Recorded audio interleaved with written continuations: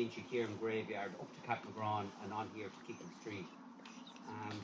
This part of our event here, where we just do a little reminder on what we done maybe three years ago, I think, or was it four? We took footage from a Nash tree here, and they're in a laboratory in Dublin that Michael Summers has helped us with, and that's why it's fitting we are intent on keeping in touch with Michael, and that's our main reason for having him back here as our guest speaker here today at Kickham Street, that we intend following through on that project, and in time to come hopefully there'll be a new ash tree grown somewhere behind me here to replace the Kickham Street that died a number of years ago. So without further ado, now I'll introduce Michael. Michael is a Coon man, a proud Coon Kilkenny man. And all that. Very welcome. And he's extremely welcome again back here to Mullinahone and to Kickham Street. He's a leading Teagasc forestry advisor, but I think more importantly, he has a great passion and a great interest in local drama, historical events, and playing the character in whatever play that comes up for him. So without further ado, Michael Summers. I got the WhatsApp message from Jim the other day, and it said apparently I'm a famous actor, and it said the only thing I've really acted for the last number of years is pretending I was working in Teagasc. I think John Birmingham kind of summed it up. He came in, we had these forestry talks there a couple of years back, and John came in to me, and we done in the whole hour of the consultation, I'd say there was about 2 minutes talking forestry, and the rest of what the hell was he doing at the bottom of the lane. So it goes like that. But look, 3 years ago, it's coming actually 4 years in February, just before COVID started, that we started the laying process on the hedge here.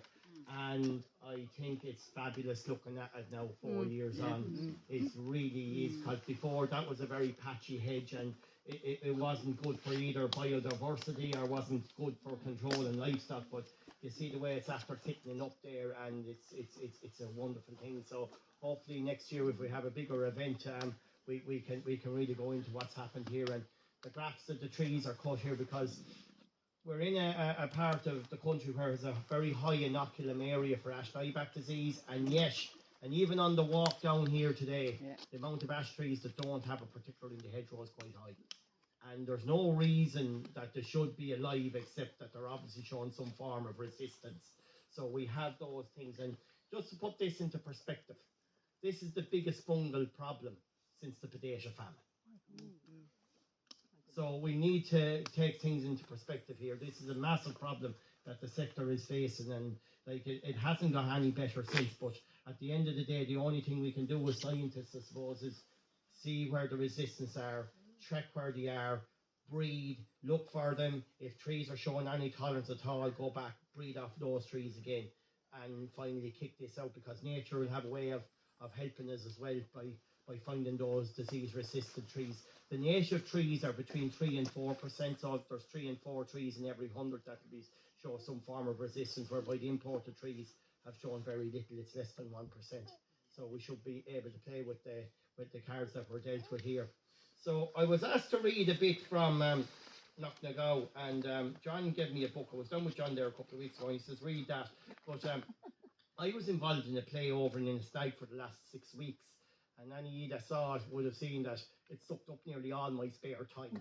So the piece I'm going to do is from chapter 22, and the only reason why I know it's chapter 22 is because it says chapter XX11. So I'll go from there. But what John said was, and again, it's probably from this part of the country, is that the Hiberno English that's used. Because the accents in this part of the world, and people talk very, very similar. And even going back to the speech Walter was given this morning, I was amazed when he was saying about when youngsters around here joined the British Army, and even where they ended up in, and the kind of terms that was introduced from this part of the world into various parts of the English language always came from that. So I was always thinking about those things, because it goes back to the history. And again, even looking at Kickham's grave today, 22nd of August Michael Collins died the 22nd of August, so there's always those linearies and linkages and things like that. But this is from the wedding scene anyway. The blue body coat with the gilt buttons, absence of mind, all lang syne. Mash, exclaimed Barney, brightening up suddenly. You'll have a great night at Ned Burruffy's wedding. Is it at the young woman's house the wedding is to be? No, Mash replied, putting on his coat. They're only going to be married there. The wedding is to be at Ned's. 'Twas said there was to be no wedding, observed Tom Marr. How was that? Well, the girl's father is hard, replied Matt, and the priest is charging a show of money for marrying him, and so the old fellow wouldn't agree to the wedding. Some people do be very cute, said Tom Marr. And Matt continued. Ned's mother stood out again, till I brought her round, and she gave him into the at last. She'd a skin for a flint, returned Tom Marr. The divil a lie in that, replied Matt, shaking his head.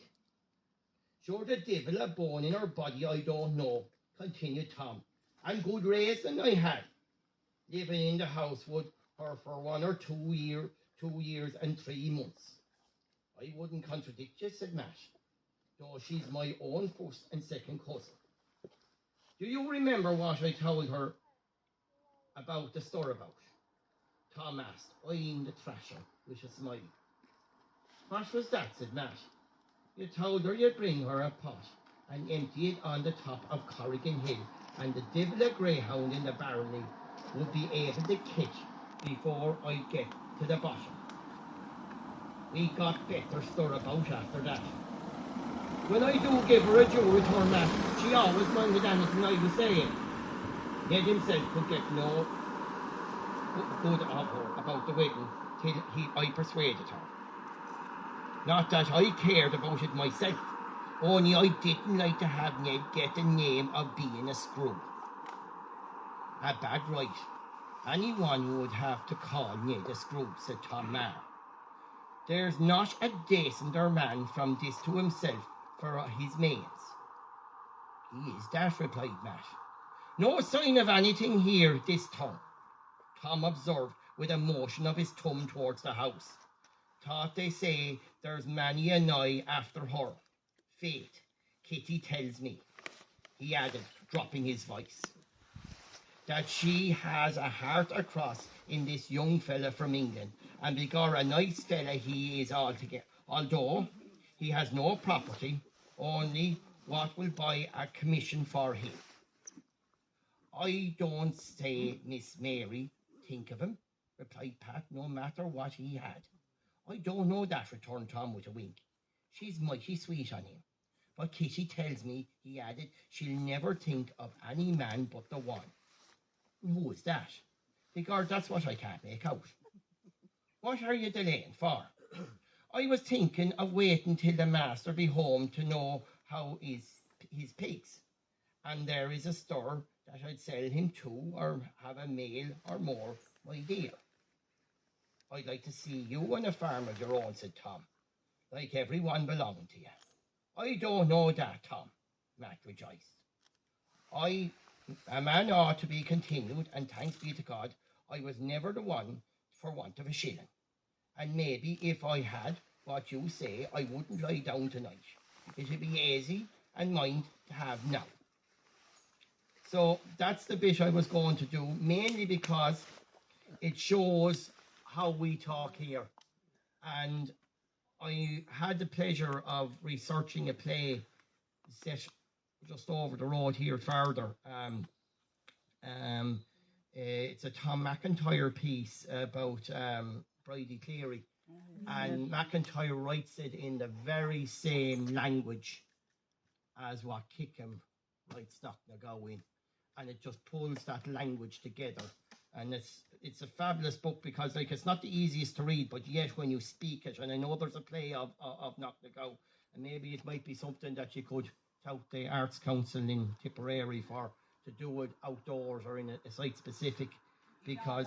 We did all that in 82. Yeah. Oh, we do it again in 80. Well, That's a long time ago. I was born in 1982, so I wasn't around. Good answer. Due for another run, so. We'll bring you in, son. We'll do it again in 28. Yeah. That's the plan, yeah. Yeah, well, No. Alright?